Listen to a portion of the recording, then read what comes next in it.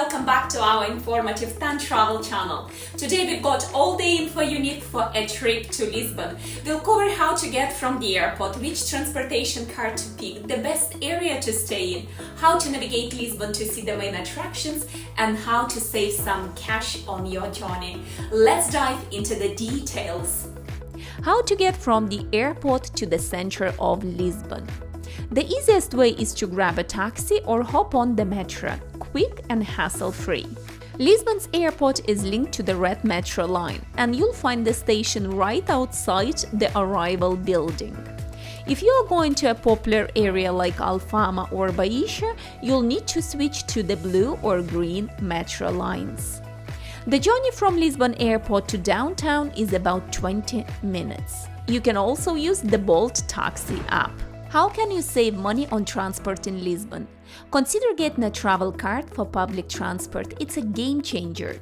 It will save you time and money. We'll go over it later in the video, and I'll help you to understand which one might be a good fit for you. It's time to find the area where you would prefer to stay in Lisbon. Baixa and Chiado are central and bustling, great for first-timers, but expensive. Bairro Alto is vibrant and perfect if you are into nightlife.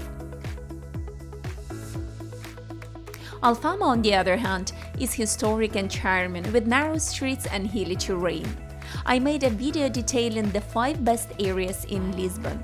It might help you to choose the area that suits your preferences. I will leave the link in the description if you want to look at it later. What is the best time to visit Lisbon? March to May or September to October, when there is a good weather, lower hotel prices and fewer crowds. Summer is hot and busy, while winter is mild. There are many sunny days during the winter in Lisbon, but it might also rain. The wettest months are November and December. Lisbon is ideal for walking, but if you'd rather not, no problem. The city's transportation system, including trams and the metro, is excellent. Let's dive into our itinerary for Lisbon. Day 1. We choose the Alfama area as our starting point, where we booked our Airbnb apartment. And we're delighted with our choice. What is like to stay in Alfama? Alfama is a historic and charming Lisbon district, known for its narrow streets and hilly terrain. Yep, hilly terrain, but this is what makes this area special. Watching trams, cars and pedestrians navigate through narrow streets is a sight you won't see anywhere else. Things to do in Alfama. St. George Castle, an ancient castle with fantastic views of the city and the Tagus River. Lisbon Cathedral. Visit the city's oldest church. It's super old and has various architectural styles, including Romanesque and Gothic. Walk through Alfama's narrow streets. They're like puzzles with cute cafes, colorful houses, and little shops. It's a fun adventure to see what you found around each corner. Don't be afraid to get lost. It's part of the adventure in Alfama. In summary, if you don't like hills or traveling with small kids, you might consider staying in another area. Before we jump into our second day, let me share a spot we found while staying in this area. We thought it had the best breakfast in Alfama.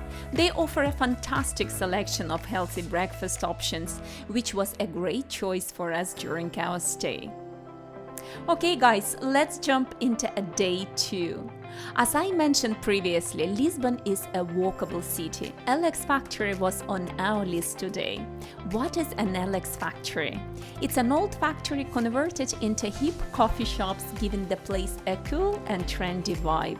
Off we go. An LX Factory is located in the Alcântara area. It's about 4 kilometers from Lisbon center, so you can walk, cycle or take a scooter, bus, train or a taxi to get there and back. The thought of renting an electric scooter for our body came to my head, so we did. To get to the place, you need to cross the road. The art on the walls under the path was really cool.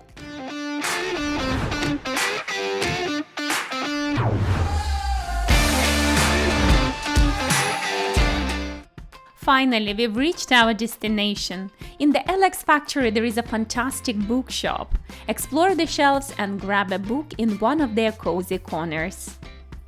A lovely atmosphere makes it a great place to unwind and enjoy a film. Yep, a film in a unique settings. Guys, 2 hours is sufficient to spend here as it's a small place.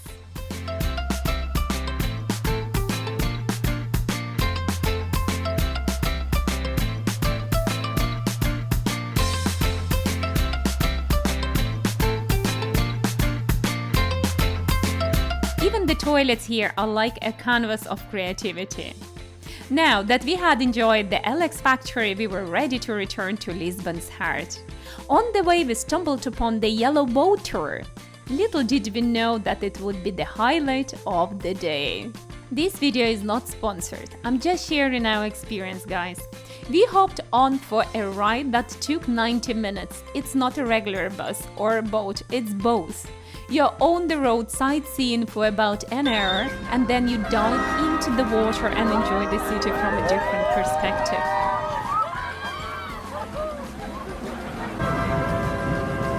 Those tours help you to see city sights while you sit back and take in the view. It's like a map in a real life. There is no typical serious guide here. Instead, you have a fantastic guy who can make even the most serious person burst into laugh. The guide speaks Portuguese and English together, so everyone can understand. I don't know how he did it, but somehow he did, and it was fantastic. He'll share stories, legends, and some quirky facts about Portugal. It's not just a tour, it's a hippo hooray sort of thing.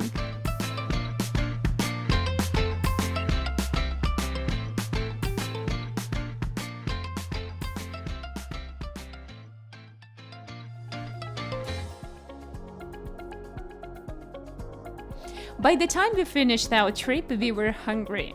We headed to the center of Lisbon, to an area called Chiado, which is right next to Bairro Alto. Chiado is the heart of Lisbon, with attractions like the famous Praça do Comércio, a large square by the water.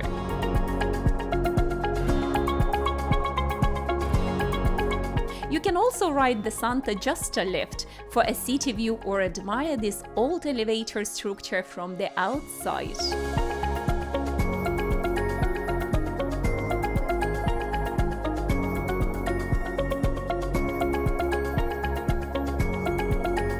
The area has many streets filled with restaurants, cafes, and shops. Catching someone else driving that cool tiny yellow car with an audio guide was a riot. If you still have energy during the day, take a funicular to the top of the hill of Bairro Alto, which offers a nice view of the city. You'll find a funicular, it's only a 5 minutes walk from Chiado. The Bairro Alto area is known for its nightlife and entertainment. We didn't plan it, but when we saw the steep hill and no queue, we decided to ride up and back down.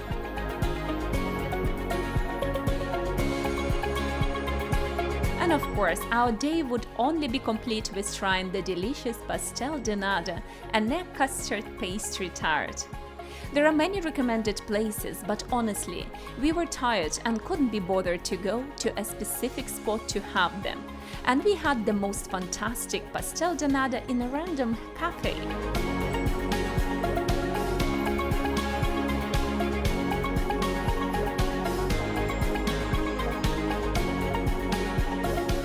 After indulging ourselves with this treat, we were ready to head back home to Alfama and hopped on the famous 28th tram to get us there. Guys, as you can see, you can visit many places in Lisbon in a day. It's a straightforward city to navigate. I hope my guide will help you with your time planning. Before we start day 3, let me tell you how to move around Lisbon, save money on travel and get discounts. Getting around Lisbon is easy, even with its hills and cobblestone streets. The city has an excellent transportation system, including buses, trams, trains, and a metro. Additionally, funiculars and elevators are available to tackle the hilly terrain. Lisbon has a few options for saving money on your trip exploring the city. Option 1. Viva Viagem card.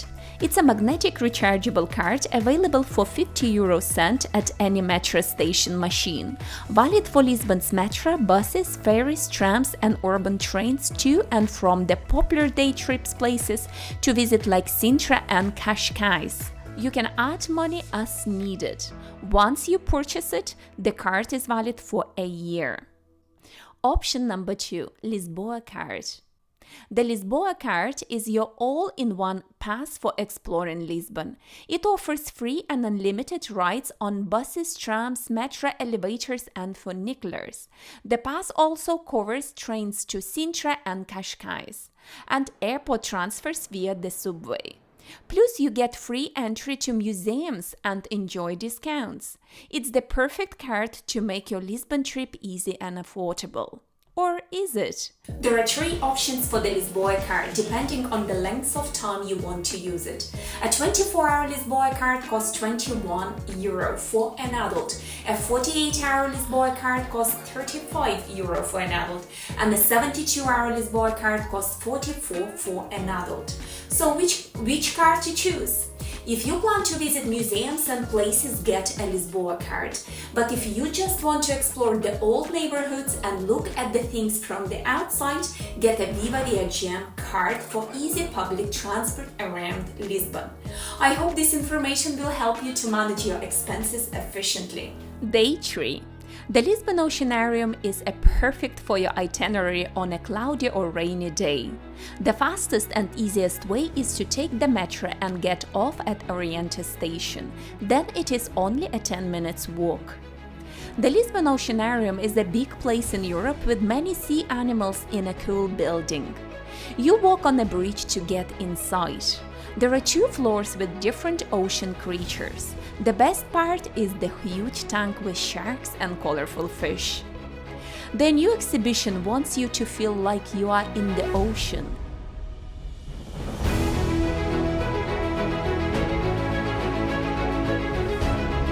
It's like a small movie in a special place. There is a nice food hall in the building. If you have a Lisboa card, you get a 15% discount on your ticket. It's a fun place for everyone. The Oceanarium is approximately 6.5 kilometers from the Alfama area. Price: adult €22, children €15. Now it was time for some food. Your trip to Lisbon can't be completed without visiting the Thyme Market. The Thyme Market is located in the Cais do Sodré district, near the waterfront, approximately a 20-minute walk from the main square in the Chiado area. It's not just a food hall, it's a big place with over 40 spots selling food worldwide. You can find Portuguese and other cuisines, snacks and fresh food like fruits and veggies. The market also has events like shows and concerts.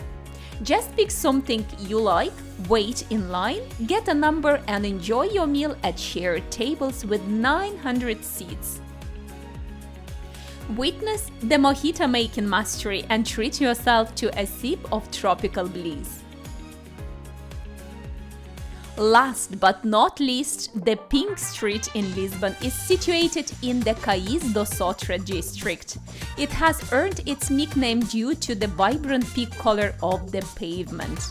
During the day, the atmosphere is quiet with few people around. We grabbed some coffee here and enjoyed a table football game.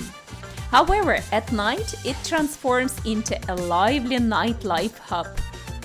If you are into that scene, Bairro Alto or Pink Street might be the perfect place for you to visit. Hey guys, I hope you found this video helpful for navigating Lisbon's charming streets. If you've got an extra day or two, get ready for our Sintra adventure at this beautiful place surrounded by nature, just 30 minutes from Lisbon Centre. Stay tuned and I'll tell you all about it in our next video. If you liked the video, please subscribe to my channel and let me know if it was a helpful video for you. Your support helps me to create more content like this. Thanks a bunch for watching and I'll see you soon.